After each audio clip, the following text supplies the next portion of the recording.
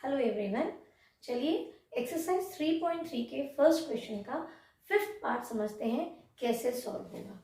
ये जो क्वेश्चन है फर्स्ट क्वेश्चन, इसमें आपको बोला गया है कि आपको वेरिएबल्स की वैल्यू फाइंड करनी है। You have to solve the given equations and find out the values of the variable.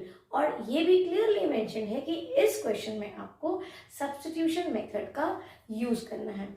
So substitution method के लिए हम क्या करेंगे, कोई भी एक इक्वेशन लोगे, चाहे इसको नंबर कर लेते हैं, ये फर्स्ट हो गया, ये हमारा सेकंड इक्वेशन हो गया। अब करना क्या है बेटा, ये कोई भी एक इक्वेशन 1 लो या इक्वेशन 2 लो, इसको आप सॉल्व करोगे और ऐसे सॉल्व करोगे कि आप किसी एक वेरिएबल की वैल्यू निकाल लोगे। Like x is equals to, वो y के टर्म्स में ही होगी पर आप निकालोगे। उसके बाद ये जो वैल्यू आती है इसको हम इक्वेशन में फिर पुट करेंगे। चलो देखते हैं। सो हम लेते हैं इक्वेशन 1। सो इक्वेशन 1 फ्रॉम 1 हमको क्या मिलेगा, देखो √2x plus √3y is equals to 0 दिया हुआ है।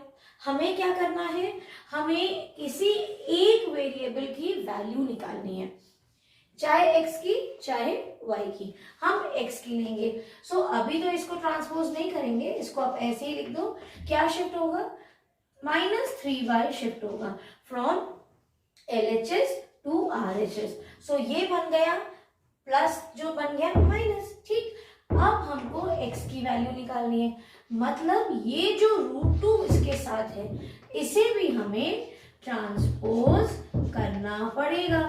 सो ये क्या है, x के साथ मल्टीप्लाई हो रहा है, ये क्या हो जाएगा, x के साथ डिवाइड। सो ये आ गई हमारी एक, आप बोल सकते हो हमने x की वैल्यू निकाली, इसको मैं नंबर दे देती हूँ 3rd। ठीक, अब सब्स्टिट्यूशन का मेथड का मतलब ही यही है, ये जो आपने x की वैल्यू फाइंड आउट की, इसको आप किसी एक इक्वेशन में x की जगह पे हम सब्स्टिट्यूट करेंगे। ठीक है, तो अब हम क्या कर सकते हो, हम चलो सेकेंड वाले में सब्स्टिट्यूट कर लेते हैं। सो सेकेंड जो इक्वेशन है √3x minus √8y is equals to 0।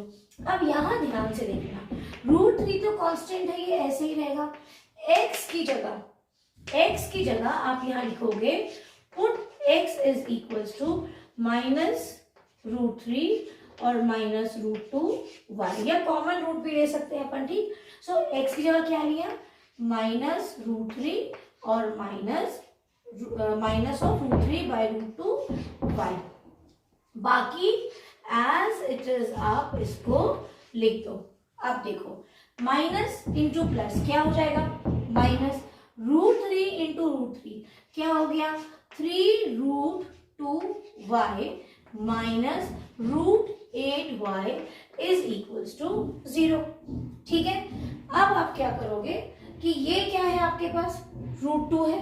अब आपको इसे सॉल्व करना है।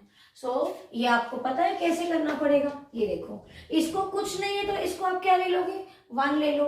सो ये बन गया आपका एलसीएम, क्या आ गया इन दोनों का, √2 और 1 का √2। अब √2 के टेबल में √2 कब आता है, 1 टाइम। सो ये क्या बन जाएगा, मल्टीप्लाई करो उस 1 को -3y से, सो -3y। अब -1 के टेबल में √2 कब आता है, √2 टाइम्स। √2 को आप देखिए, √2 को आप √8y से मल्टीप्लाई कर दो और साथ में इक्वल टू 0। अब यहां देखो क्या बन गया, 3y -3y, root and root, -2 और -8 कितना बन जाएगा, -16y upon √2 is equals to 0।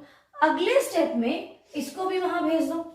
और एक चीज, √16 को आप क्या लिख सकते हो, देखो 3y माइनस √16 का मतलब क्या हो गया, 4 इंटू 4 और साथ में y है। ठीक, अब इसका मतलब क्या हुआ, -3y इज इक्वल्स टू 4 का स्क्वायर और ये आपके पास y है।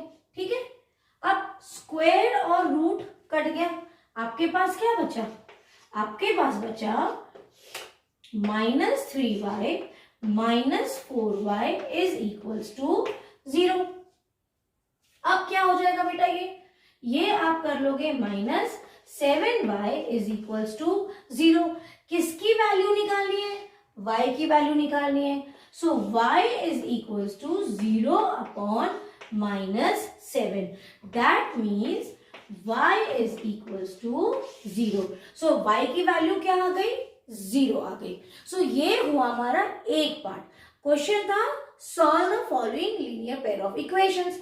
सो हमने इन दो इक्वेशंस में से किसी एक की वैल्यू निकाल के सब्स्टिट्यूट की, तब हमारे पास x की जब निकाली, देखिए किसको सब्स्टिट्यूट किया, x को सब्स्टिट्यूट किया, तो आपके पास y की वैल्यू निकली। हमेशा याद रखना ऐसा ही होगा, अगर आपने y की वैल्यू यहाँ पे पुट की होती, निकाली होती, मतलब y को सब्स्टिट्यूट करते तो आपके पास x के रिस्पेक्ट में आंसर आता। अब हमारे पास क्या आ गया, इतना पॉज करके कॉपी करना। अब हम किसी भी इक्वेशन में पुट कर लेंगे, 1 में कर लेंगे। सो आप लिख सकते हो put y is equal to 0 in equation 1। आप देखो √2x प्लस √3, y की वैल्यू क्या आ गई, 0 इज इक्वल टू 0। अब ये क्या बन गया, √2x plus 0 is equal to 0, √2x is equal to 0। x की वैल्यू निकालनी है, सो क्या होगा, √2 को आपको ट्रांसपोज करना है। सो x की वैल्यू क्या आ गई, x की वैल्यू भी 0 आई।